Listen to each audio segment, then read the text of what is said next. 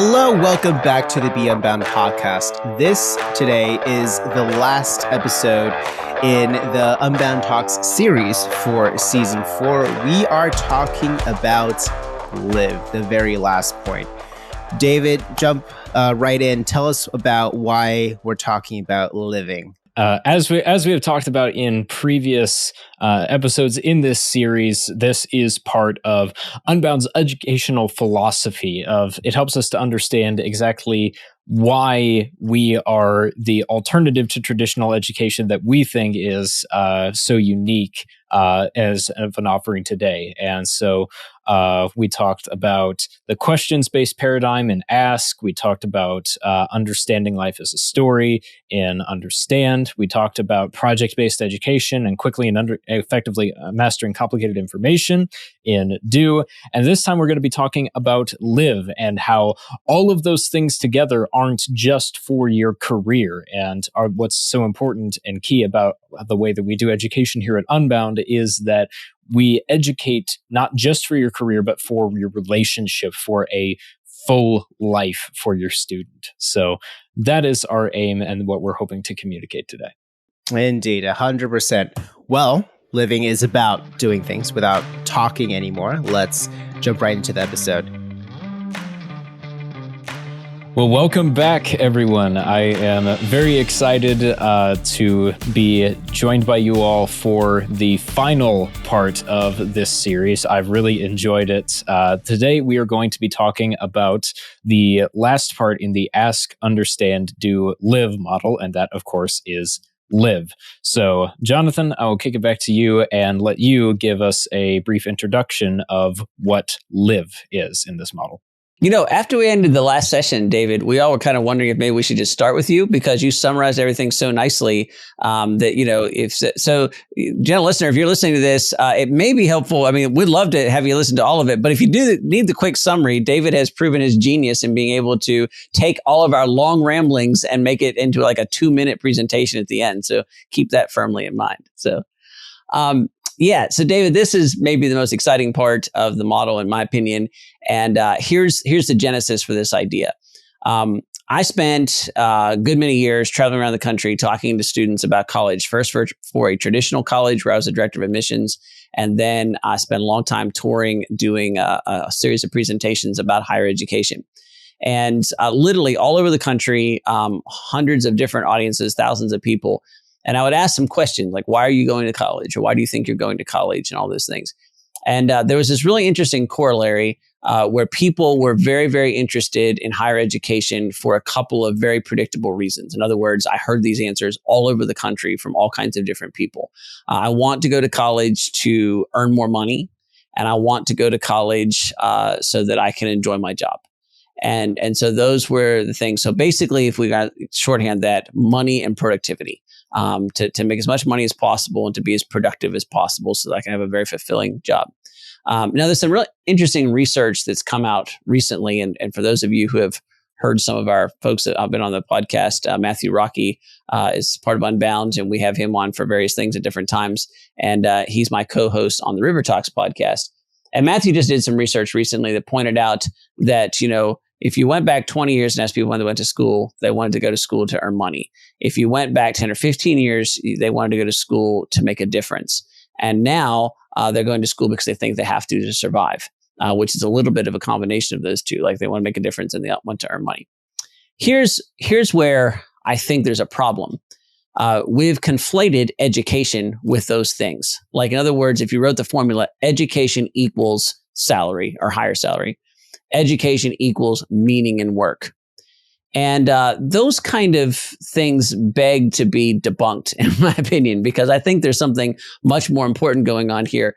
And that is that I don't think that your life ought to be or should be defined by your salary, nor do I think your life ought to be or should be defined by your work and your productivity. In other words, life is much bigger and much richer than that, in our opinion. And so the live part of it was just a really important reminder for us as we build an educational system and a program that the education was not the final point. Living a good life was the final point. So to paraphrase here, there's an author called Andy Andrews, and he says, your point is not to raise good children. Your job is to raise good adults. Your point is not to have great children, it's to have great adults. In other words, so many people say, well, I want great kids. No, you really don't want to have great kids. You want to have great adults. And I think if you sort of extrapolate that and push it forward, the point is not to have a fantastic GPA or to have a fantastic education. The point is for your education to give you tools so you can have a better life. Well, what does a better life look like? And so maybe a quick shorthand for that is what we talk about with our students in the program, which is live is made up of rest, recreation, and relationships. And a life that doesn't acknowledge those, or an education doesn't acknowledge those, is an education that's likely to go off the rails. Rest, very simply, because when you rest, you're acknowledging that there's something bigger than you. If you have a purely naturalistic worldview, then you think that you're in charge of everything and that you have to get everything done. And, any time that you spend resting is time that you are wasting as you hurtle towards oblivion. And as Christians, we say, well, that's absolutely not true. That's not the way the world works. And in fact, rest means that we acknowledge, based in the very idea of a Sabbath and embedded in the actual 10 commandments from God himself, that we are to rest because we're not the biggest thing in the world. There's something bigger than us. It doesn't depend entirely on us. Recreation, because at some level, a truest form of human expression is our ability to create because we're made in the image of God. And that includes things like recreating our life when we go to the beach for a week, where we have a totally different life that we have, that we recreate something. And in doing so, we gain a new perspective on life and what we're living for. And finally, relationships, because as we say frequently, all these things only make sense in the context of relationships. Our relationship with the one who made us, our relationship with other people. And ultimately, you can be the most productive and the most wealthy person in the world. And if you have messed up relationships, none of that stuff will matter. And a good education should acknowledge those realities. So David, that's kind of the quick overview and the heart of what we talk about when we talk about live as our final pillar of our educational structure here.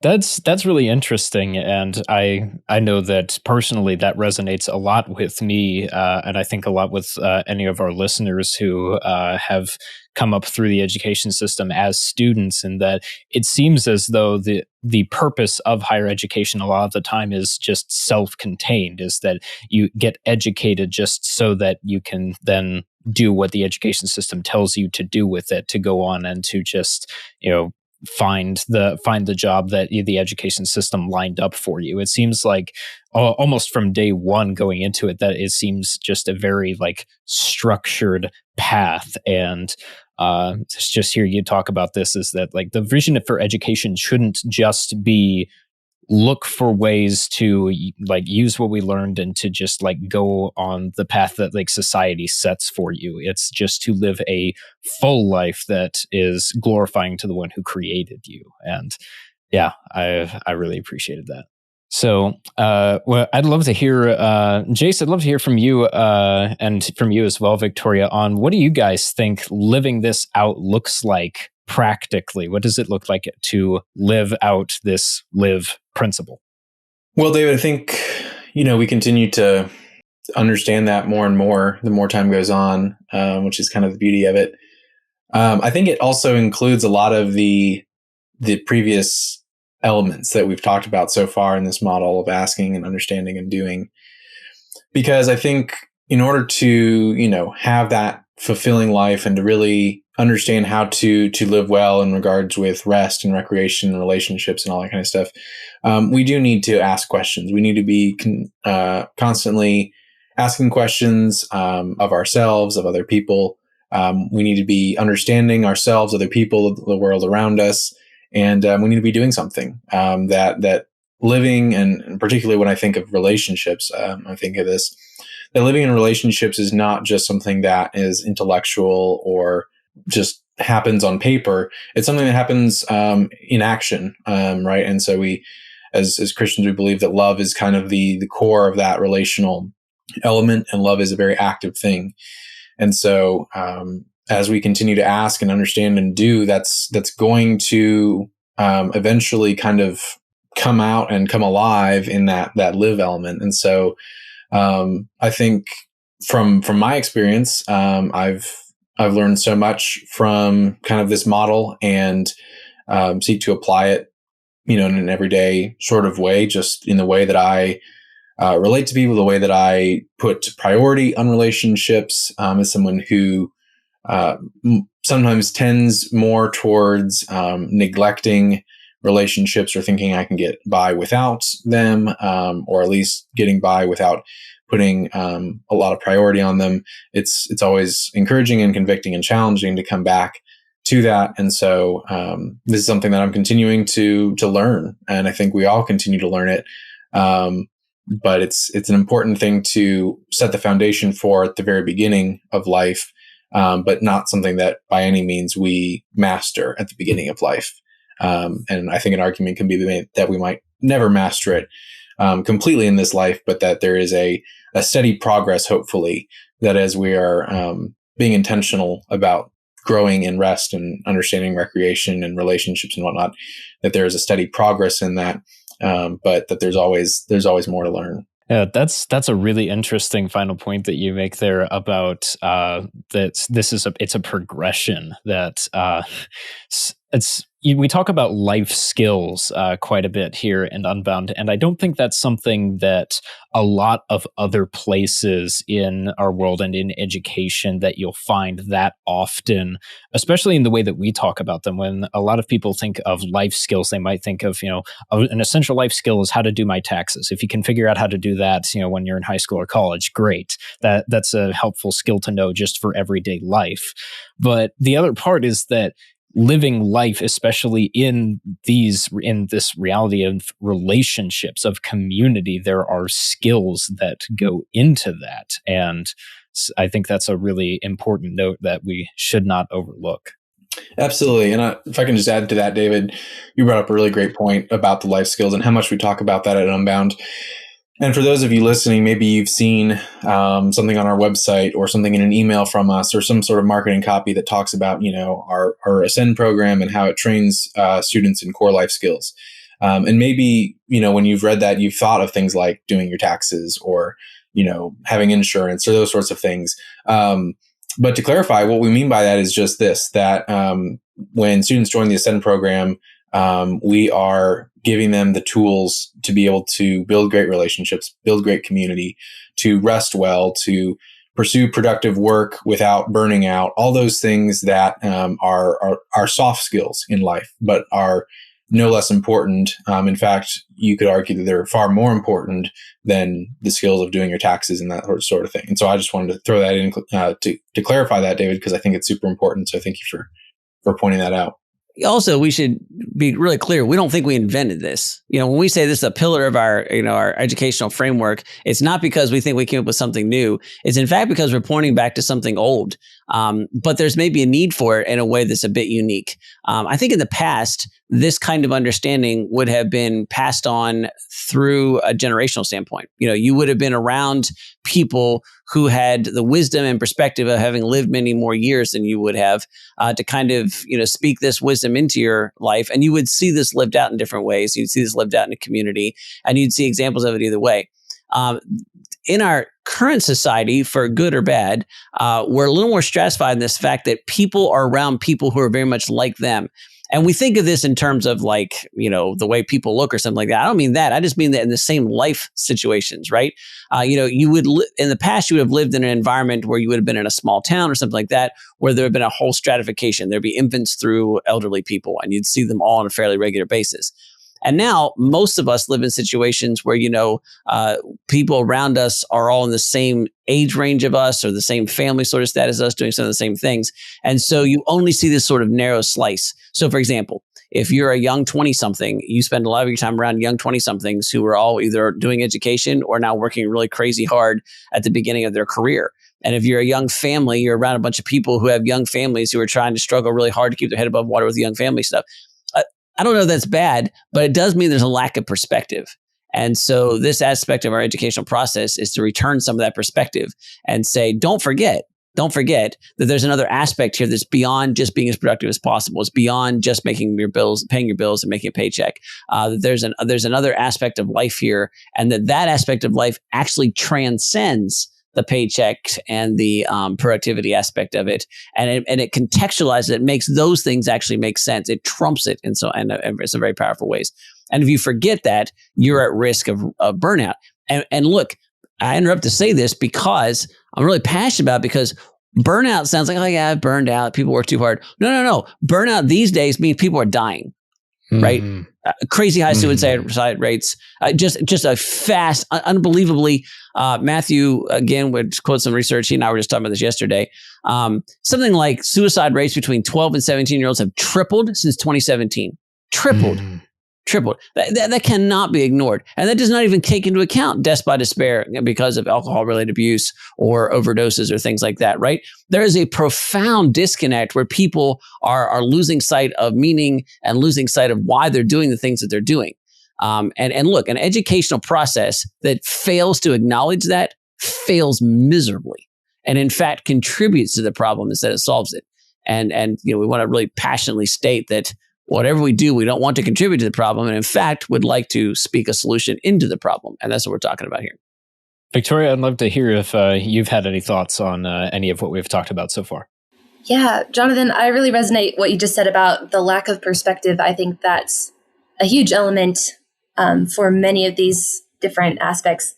In particular, and I'm going to kind of back this up maybe to a slightly higher level view on this, one of the elements of practically living out in education, in rest and recreation and relationships is being able to realize that that's going to look different for you based on where you're at in life and, different person to different person. So David, you and I might, hear the same, information. It might be something about rest. It might be something about relationships or recreation or something else. And we're going to take two different things away from that, most likely because we're at two different places in life. And so realizing that the way that somebody else applies that may not be the way that you need to apply that. And it also may not be academic. Obviously we think about these things a lot in terms of academic lessons. What we're talking about here are a lot more on the life skill side and being able to convert those lessons over. But if you can develop an attitude of living these things out, living out what you're learning, consistently growing and applying them in these different areas of life, far and beyond just an academic education or a high school education or a college education, that is going to be a huge difference for you in the future. So just a slightly different take on that maybe. But I was at a writing conference just a couple of weeks ago and was struck by the fact that there were, 100, 200 of us in a room listening to the exact same information. And yet, because we were all at different places in our writing journeys, we all took something slightly different away. And if I tried to, I'm kind of at the beginning of my writing journey. And so if I tried to take away the same lessons on publishing or agents or that sort of thing that the person next to me did, I would have missed out. What I needed to focus on was this other set of information. But, if the person next to me tried to learn or, focus on what I was doing, that's not where they were at. They needed something more advanced. And so kind of in the same way, just being able to really be smart about where you're at in life and then apply these things to rest, to recreation, to relationships, or whatever it is in your life in the way that makes most sense to you and where you're at, not trying to redo lessons from earlier or maybe jump to a point you weren't ready for yet. Yeah, that's a really good point. There's another question that I had that Jace, you actually touched on earlier in the episode is that you mentioned that this final part, live, is really what ties together and gives meaning to the first three parts of the model that we've talked about previously. I'd love to hear a little bit more from anyone who wants to jump in on it, on why it's so important to tie together the rest of the model with this live part, how all of the pieces work together here. Well, I think as people, we're rational, right? And we want things to fit together. And if they don't fit together, we're looking for a way to bring those pieces in and make them make sense. And we see this in all kinds of ways. And so, if we have an education system that doesn't logically fit together, that would be dissatisfying for those of us teaching it. And it would certainly be dissatisfying for those who are experiencing it. But also, I think that there's a journey, a process that's deliberate here. So we talk about the first two, ask and understand, being the academic pieces.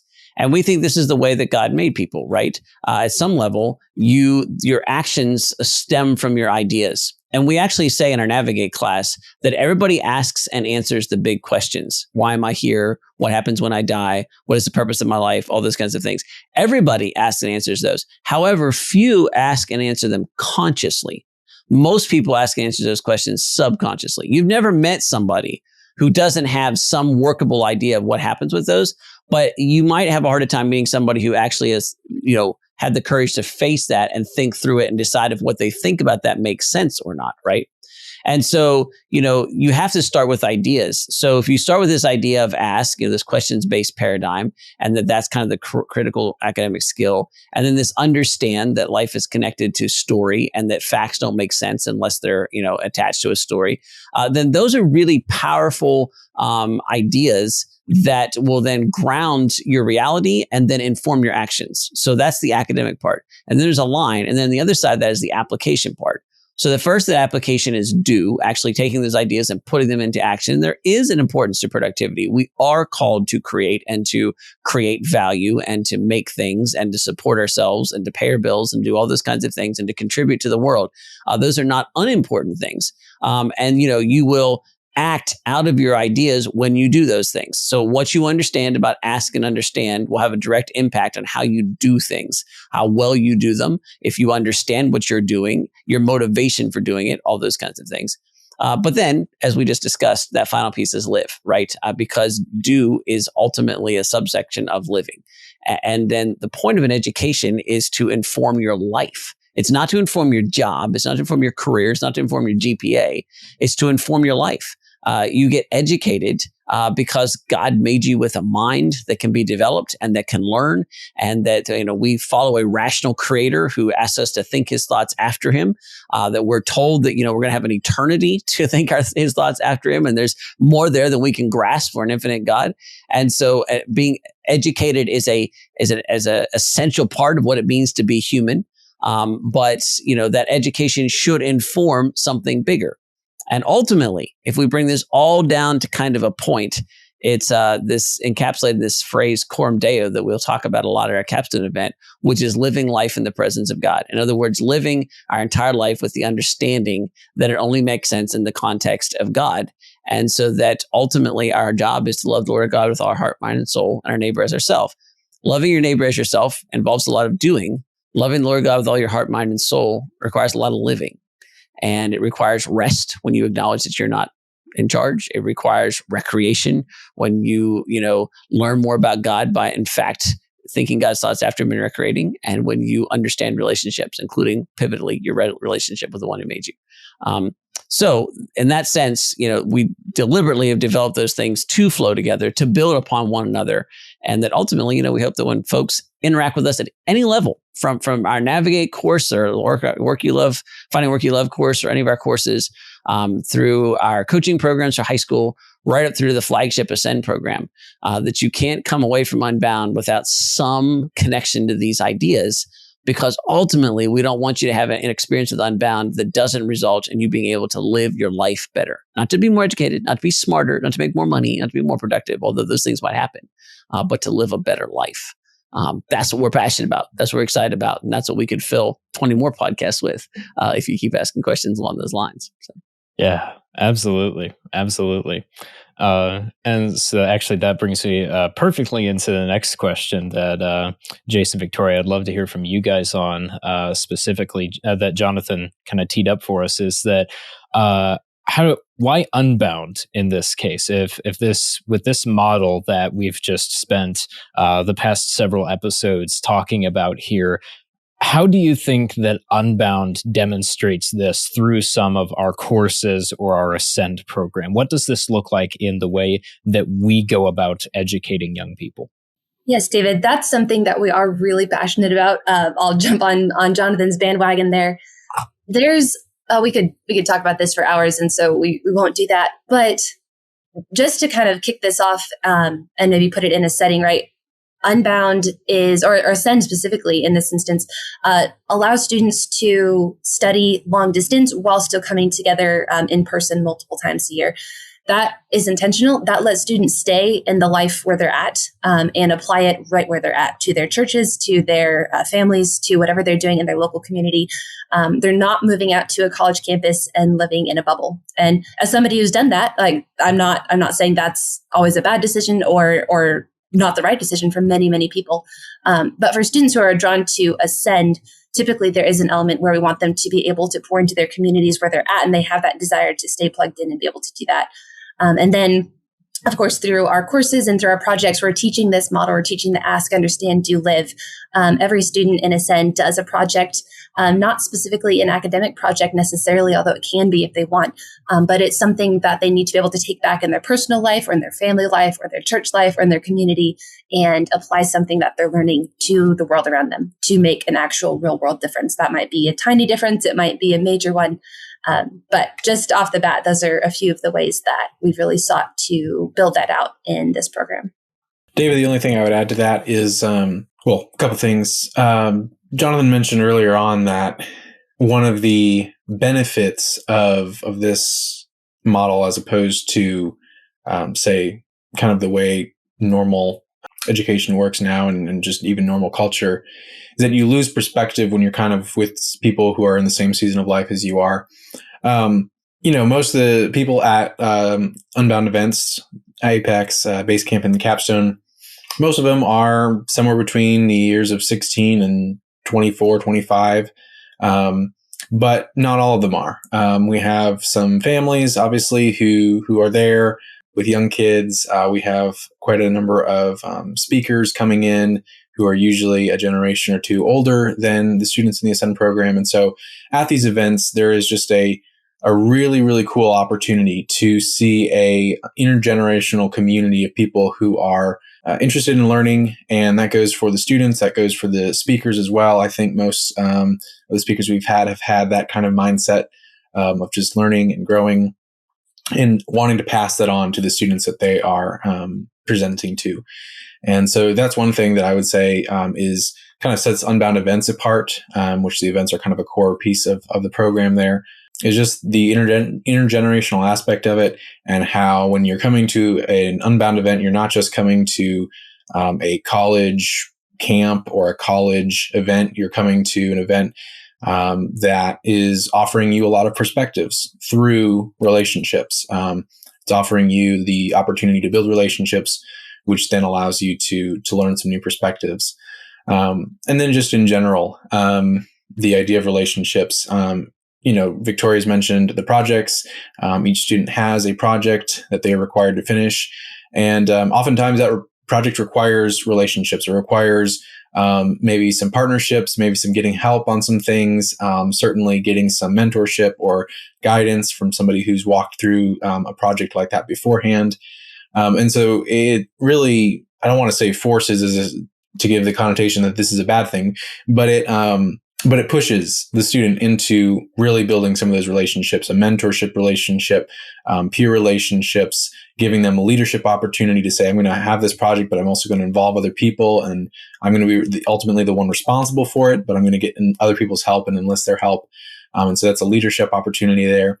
And ultimately all that stuff is stuff that they're going to take with them and be able to use the rest of their life, finding relationships with people who are older and wiser, who've walked the path ahead of them, finding relationships with people who are maybe just starting out on the same journey that they can kind of coach, finding people who have different but complementary strengths that they can enlist to help as they move towards a common goal. All those things, fall under the do aspect of project-based education and, having a project and learning by doing.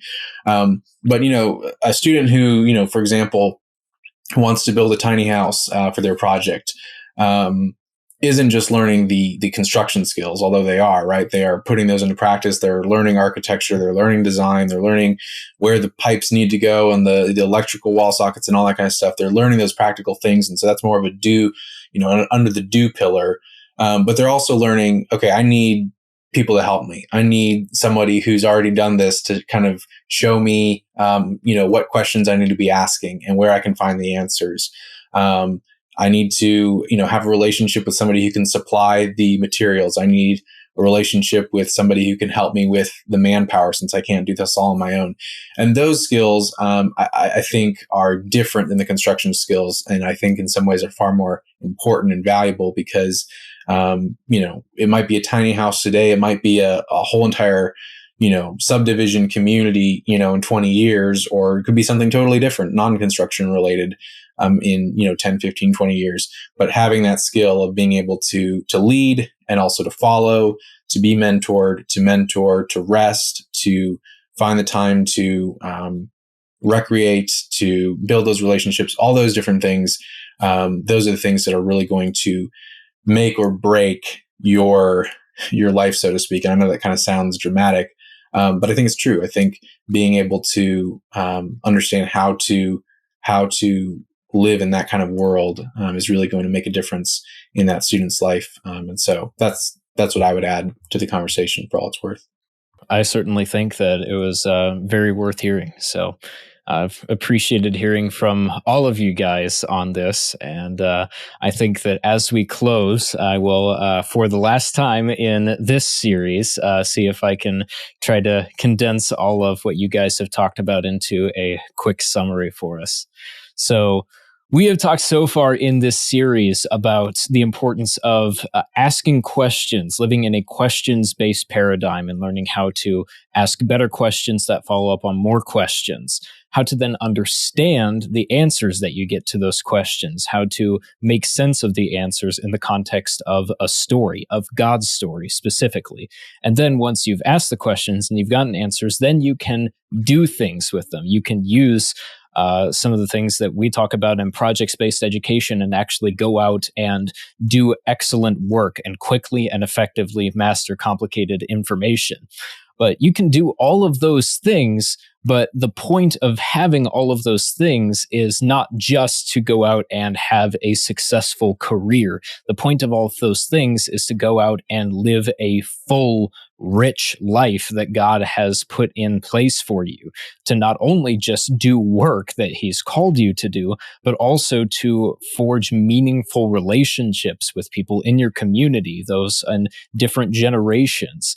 And alongside of that, to also be able to rest from your work and to be able to recreate and to be able to use what God has given you to be able to create other things as well. All of those things together, I think, is what we at Unbound have as our vision for imparting on students, to be able to say, we don't just want to give you a fun few years where you learn some skills that you may or may not actually use in the real world. We want to be able to train young adults in giving them the tools, the mindset, and the soft skills that they need to be able to live a fuller, richer life through Christ wherever God leads them. Excellent summary, David. I think you could do this professionally. Here. And ultimately, we hope that you catch the same excitement that we have for that. You know, to build on everything as David just said, is that we think this ultimately leads to a richer, more fulfilling life, which David has mentioned, but also one's more exciting and more fun, right? I mean, to when you realize that your engagement, entertainment, I don't know, entertainment seems like a cheap word. When the richness of your life is not connected to a salary or to your productivity, I think that that's when things get really exciting. And I think all of us here are witnesses to the fact that life is interesting. It is surprising. It has twists and turns and new things going on all the time. And when they're all woven together with some of this understanding, then there's just an exhilaration and excitement to that I think is available to those who believe and those who can actually rest and recreate and focus on relationships. And ultimately, whether you ever join Unbound's programs or not, we hope this series helps you to sort of think through that a little bit better so that you can get a little taste of that as well. Well, thank you all so much for joining me for all of these episodes. I know that I have learned a lot, and hopefully all those who have listened have learned as well. So thank you guys very much. David, I'll echo staff in saying, as always, amazing summary. I'm not going to say anything else to that effect. I mean, you did it really well. I'm not going to attempt anything. But I think just hearing all of this is, again, really cool to see how it is, dare I say, being a little dramatic, life and death, where all these principles and education itself, it's not just about how much you make and what you do for a job. It really is life perspective, worldview, dare I say, of how we want to approach life. And I really appreciate you and the executive staff team outlining all these different things of, like this is not just our education philosophy. This is how we want to look at life, how we want to honor the Lord in our lives. hopefully. Absolutely. That's it's such an important thing to stress and to think through these things just in general. Even if you've been listening to this and you may not necessarily 100% agree or understand on some of the things that we've talked about, and that's totally okay. But even just having these conversations and discussing through these things is really important. But if you are confused about anything that we have talked about so far, or if you would just like to learn more about what we do here at Unbound and some of our programs, then we would highly encourage you to visit our website. Our website is beunbound.us. You can find a link to it in the show notes below, but would definitely recommend you check out our different programs, some of our blog articles that Jace writes. That you've heard from him throughout this entire series, and any of our other episodes of the podcast, or some of the YouTube videos that Abe helps produce. We've got a whole bunch of different mediums where you can learn about what we do and why we do it. Join the conversation. There is the contact button on the website if you have thoughts or just ways that you've experienced all these different principles in your own life. We would love to hear from you, or if you want to hear more about our higher education program. Guys, thank you again so much for joining us on this series in season 4. It's crazy to think. Yeah, we've gone through all 5 points and the introduction for these several months, and it's been quite a journey. I hope you've understood a little bit more about Unbound, if nothing else. Thank you, and as always, be Unbound.